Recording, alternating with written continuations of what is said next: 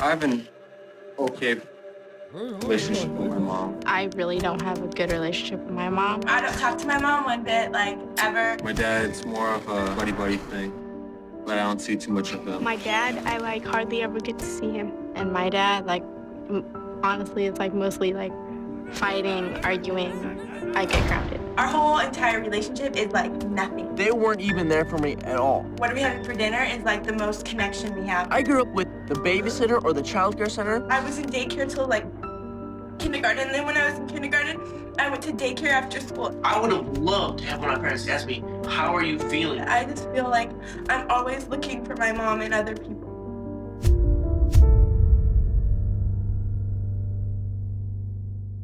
The role of a parent in a child's life is critical. It's the earliest relationship that a child knows, and it should be the foundation for what they expect and how they relate to other people. If we're neglectful as parents, if we're not involved with our kids, it leaves a tremendous vacuum. It, in fact, is like a black hole, and it will suck in whatever is around it.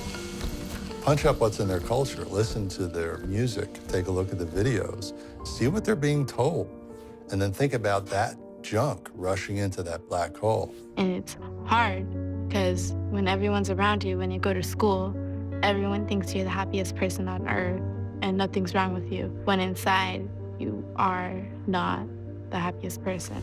Many of these kids are very much alone. In the practice, we do a thing called hero identification. If a kid is really in big trouble, we say, who's a hero in your life? Who do you respect and admire? It's amazing how frequently they can't identify someone. My mom, I feel like she just has too much stuff going on that she can't really ask me what's wrong. My dad, his job is hard and he's always on his feet and he's not at a very young age, so he's pressured to work harder and that gives him more stress. And when he comes home angry because something happened at work or he just doesn't want to talk to anyone and he wants to let it out, but usually it ends up in a really bad way. Parents are tired, trying to make ends meet, trying to fulfill themselves because we're so into ourselves. We have a mortgage, or we have to pay all the utility bills, or my boss is breathing down my neck. We feel so much pressure as adults that we often can almost dismiss our kids' pressures, and they're very real. My mom has problems with my family and financial problems and everything else. I feel like she doesn't have the time to talk to me. My mom hasn't been really paying enough attention to me. I don't know, I just try to talk to her about things and she doesn't really listen to me. They'll listen, but sometimes it feels like they don't. I told her I got an A on my algebra test and she was like, okay, good job. And then the next day I was all, can you believe it, I got an A? And she was like, what, you got an A? And she didn't even remember that I told her. They have to be the priority. It's finding that time. It's saying it may be 5 minutes, and I am super, super tired right now, but I'm gonna give you that 5 minutes. I'm gonna give all of me to you. Sometimes my mother doesn't give me as much attention as she does to my little brother and my sister, because I'm the oldest, and some parents just think that, okay, they're the oldest, they know what is going on, they've had their turn, but I feel that's not true because there might be something going on that you really, really need attention for, and your parents just don't care. If we don't put in that time, if we don't tell our child, this is really important, and we don't teach it in a loving way, we're not going to get it back. Why would they come back to us? And we have to start focusing more on the kids because these kids are the future, they're tomorrow. To take the time to actually listen to what a child is saying to you is critical. It teaches them so much just in that very action. It teaches them that you care enough about them to take the time to listen to what they have to say. It teaches them that they have a voice and it's worthwhile to use it. It teaches them that even though you may not agree with what they have to say, they're important enough that you want to hear it. When I do turn around and look at my son when he talks, he notices that I'm paying attention to him. And the few times that I didn't stop right away, because I usually do, I'll stop what I'm doing and listen, look at him when he's talking, and the few times that he noticed, Like, are you listening? If you help a kid listen to herself as she's laying out her options and she makes the wrong choice and she goes ahead and makes the wrong choice, pays the consequences, she will learn so much more than if the parent moves in and forces the proper choice. There's no learning there. If you give them a protected space, they find that process, that voice, like, gee, I could do this, I could stop doing that. But the more we intrude in that with expert advice or control, the more we beat down that process and the longer it takes that child to be able to take charge of her own life. There shouldn't be topics that you're not willing to talk to your children about. If they need it, the information, you would rather them get it from you than off the streets. I probably don't tell my parents everything because most of the time I'd probably get in trouble for the stuff that I'm keeping away from them. Often it's because we're doing it wrong. That's why kids are not, quote, talking with us, because we'll go in and interrogate them. How's your social studies grade? Oh, great. You know, here's another review by the boss. If you want to talk to your kid, put the work aside. Say, this isn't a business visit. It's a personal visit. Love you. Just want to see how your world is. Tell me what's going on. And then bite your tongue. As soon as you tell them what to do, conversation's over, they roll their eyes and shut up. If I raise my voice, he's upset. He's automatically shut. The only thing he can feel right now is she's yelling at me, and I can see it makes him feel horrible. And then I think back, I remember feeling horrible, and I remember to saying the same words, just don't yell. Just don't yell at me. If we act calmly and listen first, and then dialogue, instead of lecturing, dialogue about our expectations and how do they feel about that, they're more willing to come back another time, and it might be the next thing that's even bigger and the next thing that's really important. But you might not get a second chance if you don't handle it appropriately the first time. I have seen when you trust your kids, you can see a totally difference. They love you more, they trust you more, they want to talk to you more, they want to tell you everything. What's the meaning of a relationship if you don't have trust, especially with your parents? Because I'm a stepmother, so I just came into the picture 2 years ago, and building that trust and keeping that trust is a delicate thing, especially with our son who's been through a lot of loss, is obviously not sure quite yet, am I going to stick around or not? And so constantly reassuring and building that trust with him is very important. Step parents, step siblings, to children, it's like, oh my God, I didn't ask for this. They didn't go out and audition a new step parent and audition for these stepchildren. It's very, very difficult. So often there's a period of honeymoon phase and then all hell breaks loose 3 months later. The keys are to let the bio-parent take most of the load in terms of discipline issues for at least a year while the step-parent builds credibility and respect credits, if you will, with the child. But again, the communication is so key. The children have to be able to express those frustrations. If not, they will drop out. Often they just sort of disappear. They stop being home. They find other families to identify with. Oftentimes we think divorce only affects the adults. It affects our kids tremendously.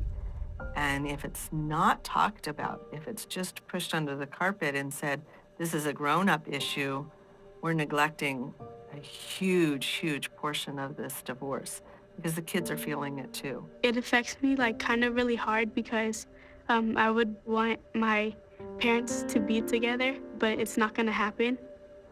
And then I would like for them to get along, but all they do whenever they meet up, at my parties, they would always tend to fight or bring up something that happened in the past. What has to go towards the top of the list is that connection with your child. Now, more than ever. Single parents go through a drill because they're terrified. The money isn't there. Suddenly, they have to downsize their whole living equation.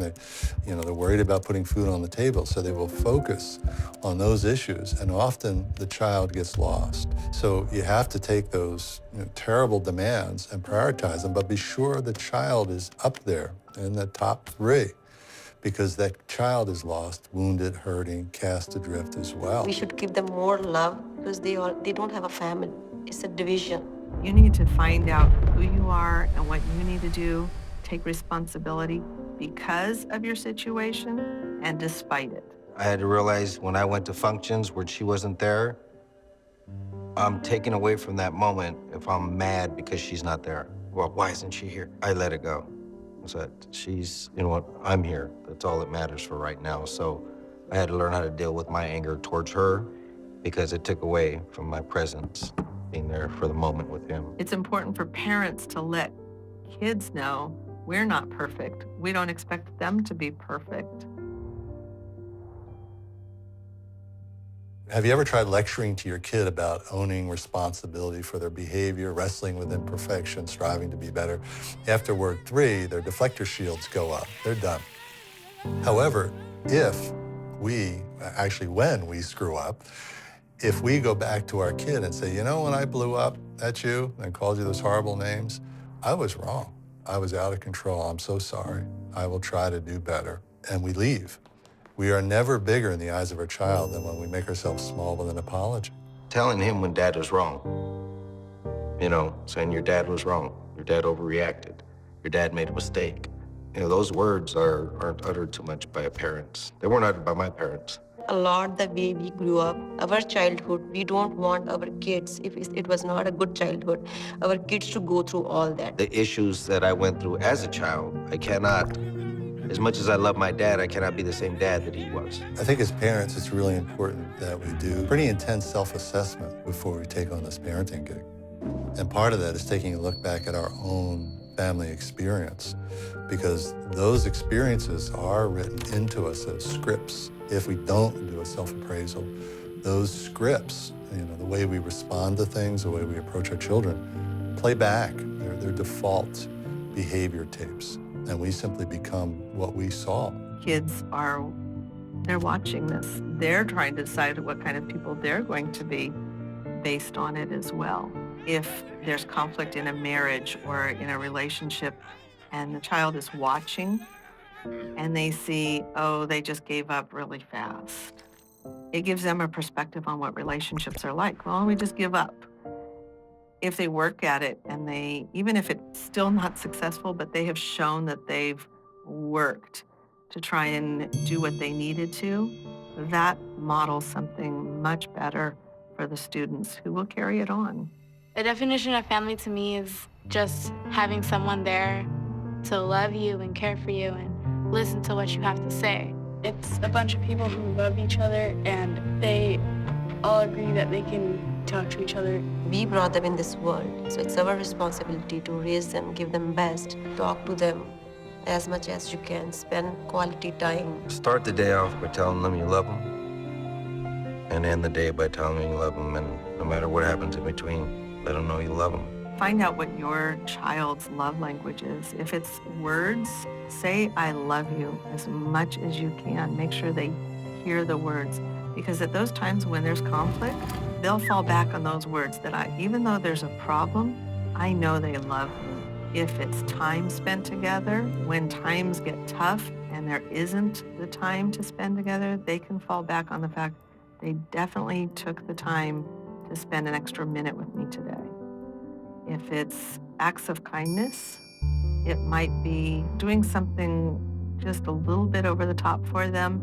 It seems insignificant, but it makes a difference to that child, and they'll carry that with them. Work at that connection, and it will be uncomfortable. The uncomfortableness is okay.